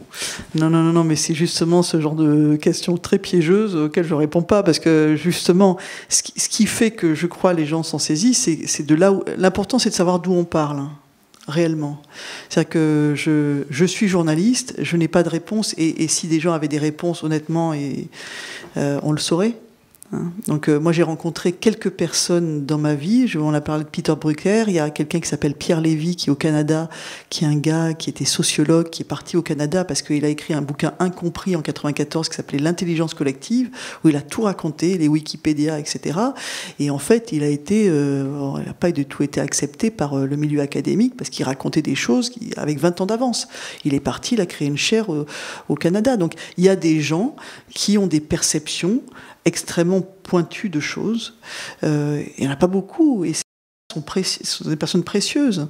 Et puis après, il y a des gens qui font du business, qui racontent plein de choses, qui sont des consultants, donc on est dans ça. Moi, je suis juste journaliste, donc je fais des enquêtes, et c'est vrai que c'est en effet par cette approche transversale que j'ai vu quelque chose par le cumul de ces enquêtes.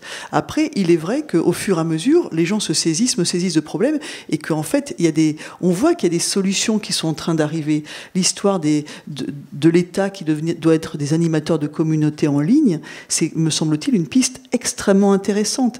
Actuellement, la foule a un pouvoir. On racontait les pouvoirs de Facebook, etc. Mais Facebook, ce sont des gens qui vendent des services aussi. Si vous n'êtes pas content, vous vous détournez de Facebook. Et donc à ce moment-là, Facebook s'effondre. Donc les internautes sont aussi des clients. Donc éclairer les gens, faire en sorte que les gens comprennent les enjeux, c'est aussi que chacun puisse exercer le pouvoir qu'il a réellement dans la société. Et puis après, de voir comment les choses se passent. Donc le fait qu'il y ait des communautés en ligne qui s'organisent et que des pouvoirs publics ensuite se servent de ça.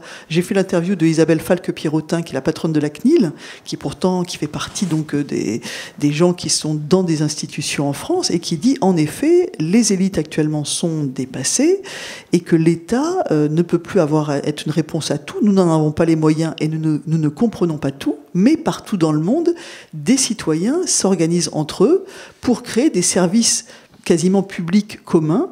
Et ça, c'est quelque chose d'extrêmement intéressant. Et l'État va devoir changer de point de vue en disant, il va devoir s'appuyer également sur la société civile. Bon, mais ça, c'est une piste extrêmement intéressante. Mais bon, là, pour l'instant, c'est encore un signal extrêmement faible. Mais ça commence à arriver dans différents endroits.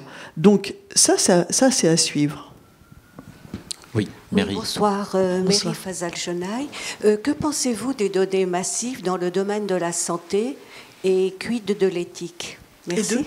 Et quid de l'éthique? Merci. Alors ça, c'est un sujet central, parce que c'est vrai que je racontais le fait qu'en effet, il y avait des volontés de se positionner dans la connaissance du monde par les grandes plateformes, et puis également dans l'éducation. Mais la santé est un enjeu phénoménal. Et c'est vrai que les données vont permettre des choses extraordinaires, mais qui posent des grandes problématiques éthiques. La compagne, la femme de l'épouse d'un des fondateur dirigeant de Google, a créé le Google de la génétique aux États-Unis pour avoir des séquençages du génome qui vont maintenant être accessibles avec quelques milliers de dollars, si ça donnait $1000 dans peu de temps. Nous, on est contre ça, mais d'un côté, quand on va savoir que, par exemple, on est capable de déceler que notre enfant potentiellement pourrait avoir telle maladie telle maladie et qu'on pourrait faire des choses en prédiction pour éviter ça. Où va se situer l'éthique et où est-ce qu'on va s'arrêter? Donc on est dans des questions fondamentales. Il y a des laboratoires. Google, je parle dans le livre de Google X, qui est un laboratoire très fort, et on ne sait pas ce qui s'y passe actuellement. Ça ne veut pas dire pour autant qu'ils veulent détruire le monde, pas du tout. Ils veulent participer au savoir commun, etc. Mais on ne sait pas ce qui s'y passe. Ils travaillent sur l'immortalité. Bon, c'est intéressant. Mais ça pose des questions. Derrière ça, il y a tout un courant transhumaniste. Et moi, j'ai rencontré beaucoup de jeunes qui viennent de la Silicon Valley ou qui sont dans cette mouvance-là et qui sont dans cette mouvance-là réellement de l'homme augmenté. Et on sait très bien que l'homme augmenté, ça va pas être tout le monde non plus. Ça va être aussi des gens qui vont être augmentés et puis d'autres qui vont pas l'être. Donc on voit bien qu'on part aussi derrière des choses qui sont aussi une société à deux vitesses. Donc là, on parle d'une élite qui remplace une autre, mais on parle aussi de services ou de choses au niveau de la santé qui seront accessibles à certains et pas à d'autres. Ça pose d'énormes problèmes. Et c'est pour ça que j'ai interrogé dans le livre Cédric Villani, qui est médaille Field, notre médaille Field français 2010. Je lui ai demandé au niveau de l'éthique, justement, où on en était. Alors lui, il m'a dit un truc intéressant. Il m'a dit, au XXe siècle, on a vraiment touché le fond. C'est-à-dire que c'est vrai qu'il y a eu des agissements terrifiants en Allemagne pendant la Seconde Guerre mondiale, mais que ça a masqué des agissements terrifiants et en Russie et aux États-Unis qu'on n'a pas vraiment vu, que ce soit au niveau de plein de choses. Et là, je donne des exemples dans le livre. On a inoculé des virus à des villages entiers ou à des femmes enceintes pour voir comment elles allaient faire. Aux États-Unis ou en Russie, il y a eu des choses terrifiantes qui sont passées. Et c'est vrai qu'avec l'explosion de la bombe atomique, il y a eu une prise de conscience. Il y a eu pas mal de cadres qui sont mis en place. Et il me disait, j'ai l'impression que l'éthique au niveau des laboratoires scientifiques est plus haute actuellement qu'elle ne l'a été au milieu du XXe siècle. Bon, ça, c'est le premier point. Moi, j'étais plutôt rassurée qu'il me dise ça. Mais il m'a dit, mais il y a un corollaire à ça. Le problème, c'est que on ne sait pas ce qui se passe dans ces laboratoires actuellement. Voilà. C'est un peu comme les données qui ne sont pas accessibles. On ne sait pas ce qui se passe actuellement et ces gens-là ont beaucoup, beaucoup d'argent. Donc, en fait, il faudrait ouvrir un peu plus. Et c'est pour ça aussi, honnêtement, que j'ai écrit ce livre, parce que j'ai découvert, par exemple, et ce que je dis dans le livre, qu'il y a un ancien membre de la communication de la Maison-Blanche qui est maintenant le responsable de la communication de Google X. Est-ce que ça veut dire que la Maison-Blanche est proche de... Vous voyez, qu'est-ce que ça veut dire? Il faut seulement que les politiques sachent aussi ça. Mais c'est compliqué, parce qu'en fait, à partir du moment où vous avez des groupes qui génèrent beaucoup de profits, c'est compliqué aussi de leur dire, mais faites attention. Et puis, l'immortalité, c'est peut-être un fantasme, mais dans la réalité, ça va pas être le cas. Vous voyez, donc, c'est comme la machine qui va être plus intelligente que l'homme, l'immortalité. On est dans des projections très impressionnantes. Un des directeurs de Google X, c'est Reitz Kurzweil, qui est un transhumaniste convaincu, qui est aussi à la tête de la Singularity, qui est une université aussi qui forme de nombreuses jeunes élites de façon extrêmement intéressante, très créative. Mais derrière ça, il y a aussi cette idée-là. Donc c'est aussi pour ça que je l'ai écrit, pour que les gens sachent ça. Parce que c'est important quand on rencontre des patrons qu'on puisse aussi savoir qu'il y a aussi ce penchant-là. Et vous voyez qu'il y a des accords qui sont noués avec des groupes de santé. C'est important de savoir tout ce qui est en train de se passer et puis peut-être demander que des portes s'ouvrent pour savoir ce qui se passe aussi dans certains laboratoires. Gabriel. Oui, sur la question du transhumanisme, ça fait déjà très longtemps qu'on essaie de faire venir Laurent Alexandre. Peut-être que vous pourriez nous aider sur ce sujet. Dans les contacts que vous avez, on a beaucoup parlé des élites politiques, économiques, financières. Est-ce que vous avez des contacts avec les élites militaires sur ces questions numériques? Ça, c'est ma première question. Puis une deuxième question, c'est sur l'open data, qui concerne un peu les collectivités, mouvement de libération des données. On en a beaucoup parlé. On a parlé de gouvernance 2.0. On a dit que ça va changer beaucoup de choses sur l'intervention de la société civile. Quel regard vous avez sur ce mouvement-là? Alors, première question, non. Pas d'élite militaire. Même si, depuis quelques jours, je suis suivi sur Twitter par quelques militaires. Je ne sais pas ce que ça veut dire. Je les ai suivis de retour pour que s'ils me contactent, ce soit au moins en privé. Ça, c'est le premier point. Et le deuxième point, sur l'open data, c'est extrêmement intéressant, l'open data. Le problème, c'est de savoir... c'est comme tout, hein, c'est qu'on se dit, les citoyens se saisissent de quelque chose. Jusqu'où on peut pas tout donner. Là, on sait très bien, dans l'exercice du pouvoir, que la transparence n'est pas non plus quelque chose qui est sûrement... bénéfique pour tous, donc il faut savoir où on s'arrête. Mais c'est vrai qu'on voit très bien que l'open data, c'est pas mal utilisé pour des choses qui sont un peu du saupoudrage, un peu de partout, dans des choses qui sont pas très importantes, un peu connexes. J'avais vu qu'à Singapour, ils peuvent savoir quand est-ce que les bateaux rentrent et sortent du port. Bon, Singapour, quand on regarde sur Wikipédia, il y a marqué démocratie dirigée. Bon, je pense qu'il y a d'autres problématiques à Singapour que de savoir à quel moment les bateaux rentrent et sortent du port. Donc, c'est vrai que l'open data, c'est extrêmement intéressant et ça pose la vraie question de savoir jusqu'où on transmet aux citoyens des informations. D'autant plus que lorsque je suis intervenu il y a une semaine, justement, excusez-moi, je me souviens plus du nom du petit village. À Bouvron. À Bouvron, pardon. Face à des élus, certains élus disaient, vous savez, ce qui est embêtant, nous, avec les associations, c'est que c'est un peu toujours les mêmes personnes qu'on voit dans les associations, dans les associations municipales, etc., qui participent. Je viens de faire une grande enquête sur des communautés en ligne. C'est la même chose sur les communautés en ligne. C'est un peu toujours les mêmes personnes aussi. Donc ça veut dire que il y a une énorme diversité de points de vue et d'enthousiasme avec Internet. Les citoyens qui ont envie d'aller plus loin, au-delà de leur propre vie personnelle, au-delà de parler de leurs propres problèmes, de résoudre leurs propres problèmes et de penser sur le système, bon, est-ce qu'avec le numérique, ça a changé cette proportion? Je n'en sais rien. Donc c'est de savoir jusqu'où on ouvre les données, qu'est-ce qu'on en fait. Là, par exemple, à Séoul, il fait quelque chose d'extrêmement intéressant en proposant beaucoup de données pour que les gens s'en saisissent et proposent des applications. Pour les services, bon, ce sont des pistes intéressantes. Il faut suivre. Là, pour l'instant, c'est un laboratoire ce qui est en train de se passer. Mais c'est vrai que de la capacité d'une municipalité ou d'une organisation locale ou régionale d'ouvrir ces données jusqu'où elle peut les ouvrir, c'est un vrai débat à ce. Il faut se le poser, mais il n'y a pas de réponse pour l'instant. On regarde ce qu'il fait pour voir si c'est dangereux, pas dangereux, jusqu'où ça va, et je crois que les gens sont en train de tester actuellement.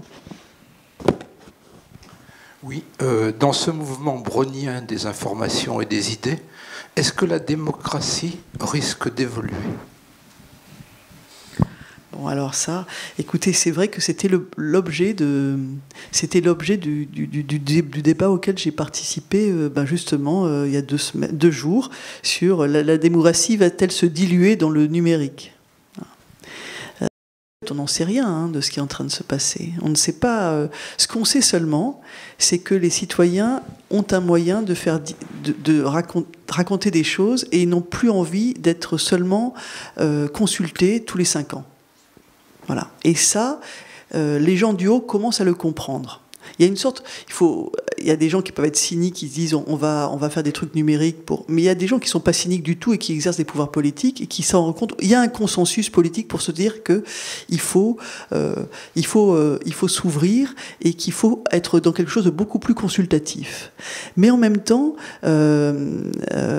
c'est compliqué. Nous, Le Monde, c'est boulevard Auguste Blanqui. Quand on regarde Auguste Blanqui, c'était pourtant quelqu'un d'assez révolutionnaire et il parlait quand même, il fallait des instituteurs du peuple. Même des gens révolutionnaires se disaient qu'il fallait toujours un peu des gens qui fassent des tampons entre les gens du haut et les gens du bas. C'est-à-dire que toute la diversité ne veut pas dire une unité pour autant. Donc on se rend bien compte aussi, moi quand je fais mes enquêtes sur les communautés en ligne, que derrière ça, les outils technologiques, quand ils sont lancés dans des pays pour plein de choses, pour surveiller les élections, pour des recherches qui sont des recherches pour améliorer la démocratie, les outils technologiques seuls ne marchent jamais. Là, je suis en train de faire une enquête. Il faut toujours qu'il y ait derrière ça des ONG, des associations. Souvent, ils appellent ça des gens de confiance qui sont des relais entre la plateforme qui a été créée et puis les gens, parce qu'en fait, les gens ne s'expriment pas de façon très claire sur le bien commun, sur ce qu'ils ont envie de faire. Donc, en fait, on voit très bien qu'il y a un outil qui permet à tout le monde de s'exprimer. certes, qu'il y a une demande d'agir plus, qu'il y a des gens qui s'en saisissent.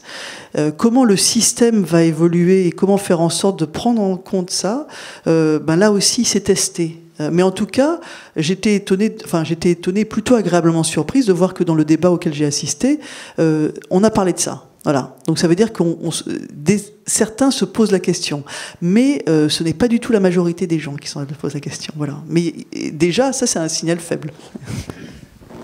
Oui, autre question, oui. Oui, Jérôme Glaise, Presse Océan. Je voulais savoir, vous avez dit au début que quand vous aviez sollicité différents spécialistes à propos du Bon Coin, vous aviez rencontré du dédain. Est-ce que vous avez rencontré C'est monsieur qui a dit dédain, moi j'ai pas utilisé ce terme-là. Mais en tout cas, c'était l'idée.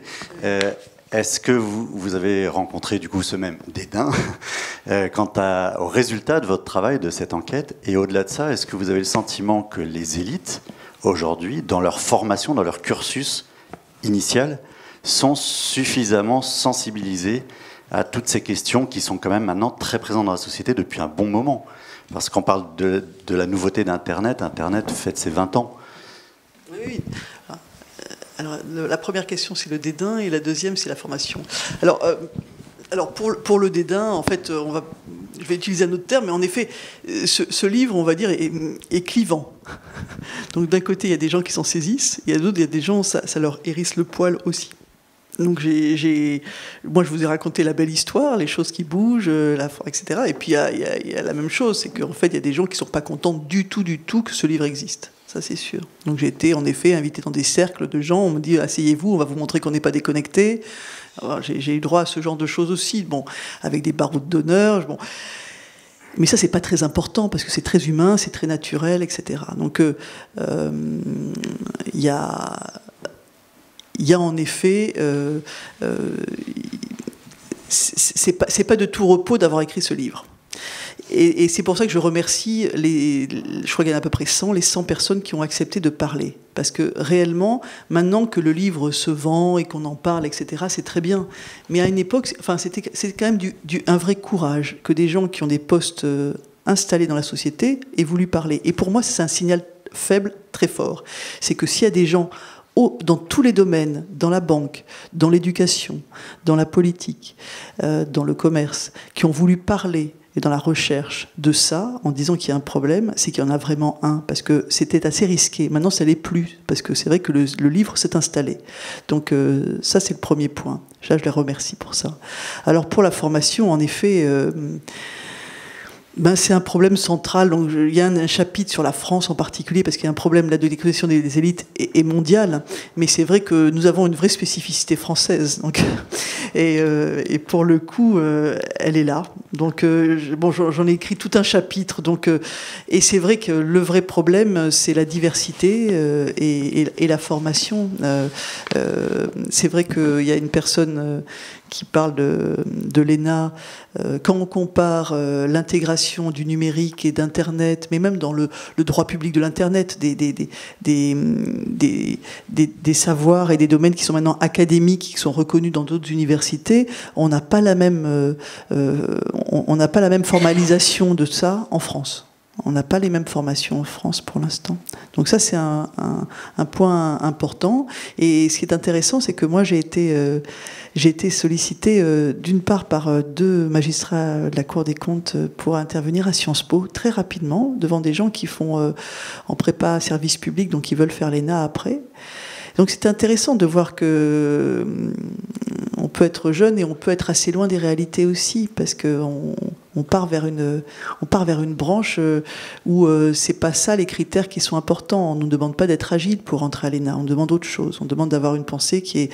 Bon, dans le bouquin, vous verrez, c'est vrai, une pensée qui est reconnue comme étant assez formatée. Et ce qui est intéressant aussi, c'est que j'ai été saisie par des jeunes d'une université de service public, donc des masters, et qui vont être des gens qui travaillent avec les énarques. Alors eux, ils ont lu le bouquin et ils m'ont dit, on aimerait bien que vous veniez nous en parler parce que nous, on va travailler avec eux. Donc comment on fait ? Et c'est intéressant parce que j'ai rencontré des jeunes aussi bon, ils étaient tous très uniformes. J'avais l'impression qu'ils venaient tous de Paris, même s'ils étaient de différentes régions, ils avaient gommé leurs accents. Et ils étaient très loin de la réalité aussi. Ils tombaient aussi un peu de l'armoire quand je leur racontais un peu le livre. Hein. Donc ça montre quand même qu'on crée déjà des rails qui sont très formatés actuellement. Voilà. Donc, et que là, on a vraiment besoin d'autre chose. Et notamment, une des façons, c'est pas de supprimer ces formations. Bon, il y a Dominique Rousseau qui a sorti un livre disant qu'il faut supprimer l'ENA. Ça, c'est une chose. Bon, c'est lui qui le dit. Moi, mais c'est au moins qu'il y ait une ouverture à une diversité, à différents endroits clés pour que cette diversité-là puisse s'exprimer. Parce que là, pour l'instant, c'est quand même extrêmement uniforme. Moi, les milieux que je rencontre justement au cœur du réacteur, ça c'est sûr. Ouais. Une autre question, une dernière question peut-être ?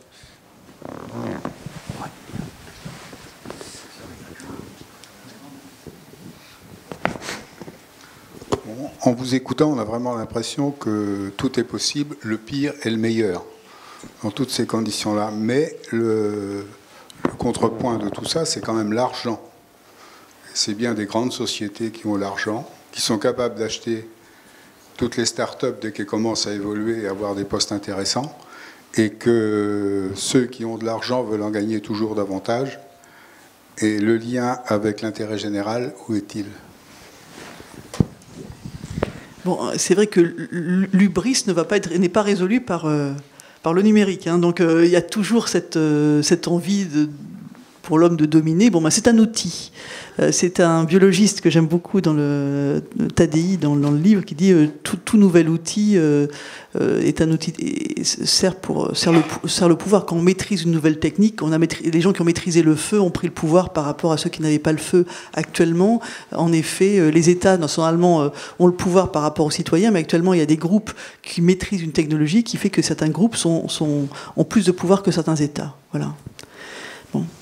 Et maintenant, comment on fait en sorte de vivre ensemble, en harmonie, dans ça, et qu'on fasse en sorte qu'il y ait des biens communs. En même temps, ce qui est intéressant, c'est qu'il ne faut pas partir du principe, je vais vous raconter ces personnes qui ont la plateforme Indeed, on peut se dire, oh là là, ils font de la recherche sur Internet avec Indeed pour trouver des boulots. Ce sont des gens qui se posent des questions. La manipulation des sentiments de Facebook a engendré chez eux une réunion de crise profonde en disant comment on fait pour ne pas faire de bêtises avec le big data. Donc, il ne faut pas se dire que toutes les personnes qui ont les clés et qui génèrent des profits ne se posent pas de questions. Voilà, ça c'est sûr. Mais on peut se poser des questions sur certaines, quand même, qui vont très très loin. Donc, c'est un moment compliqué de l'histoire, parce que, en effet, la captation de richesse est très forte actuellement par les données. Voilà. Donc, en fait, ça génère beaucoup de profits, de puissance.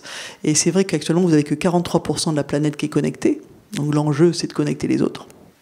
Et qu'actuellement, vous avez plein de groupes, des traditionnels. Moi, j'ai rencontré des groupes industriels du XXe siècle qui sont en train de travailler là-dessus. Et puis, vous avez aussi Google et Facebook qui travaillent sur des ballons, sur des drones, etc., pour connecter des gens et connecter la planète. Et avec, derrière ça, des instruments avec leur application incluse, etc. Donc, tout le monde cherche à prendre des positions et à être dans la croissance. Donc on peut se demander, c'est en ça que j'ai écrit ça pour la recherche aussi, il y a quand même un besoin de recherche du système, vers quelle société on veut aller. Quand on parle de la robotisation, c'est bien, mais à un moment donné, quand on nous dit qu'il y a 47% des métiers qui vont être robotisés d'ici 2025 aux États-Unis, nos enfants vont pas tous devenir et coiffeurs et infirmiers parce que ça va pas être robotisé, ou créatifs super géniaux, et qu'il y a toute une frange des gens où ça pose des vraies questions sociétales. Le fait que vous ayez des gens comme Bill Gates ou Musk Elon Musk qui ont dit qu'il faut faire attention, ou Hawkins aussi, à l'intelligence artificielle, vers quelle société on veut aller. C'est des questions fondamentales. On voit que Uber pose des problèmes au taxi, mais si on arrive avec le Google Car où il n'y a plus de chauffeur, là, pour le coup, le débat, il est calé d'avance. Hein, et la voiture sans chauffeur, elle avance déjà. Hein, donc, elle est testée. Et elle roule. Donc, c'est vrai que ça pose des questions fondamentales vers quelle société on veut aller. Voilà. Donc, et vous avez raison, le numérique, c'est un nouvel outil de pouvoir. Oui, encore une question. Juste une petite remarque. Vous venez de parler de l'ubérisation de la société. Hein, c'est un terme qui est beaucoup passé, notamment dans les grandes entreprises, avec des grandes inquiétudes, hein, des grandes enquêtes. Et j'ai participé à un colloque avec Total où eux, ils se projetaient sur le fait que dans 20 ans, on imagine que 50% des salariés, enfin des travailleurs, seront des auto-entrepreneurs, hein, ce qui sous-entend que, en fait, le secteur social va se déliter d'une certaine manière, hein, c'est-à-dire qu'il y a une sécurité sociale qui va évoluer, un statut social, donc un statut politique. Est-ce que vous avez des remarques à ce sujet-là, des pistes ?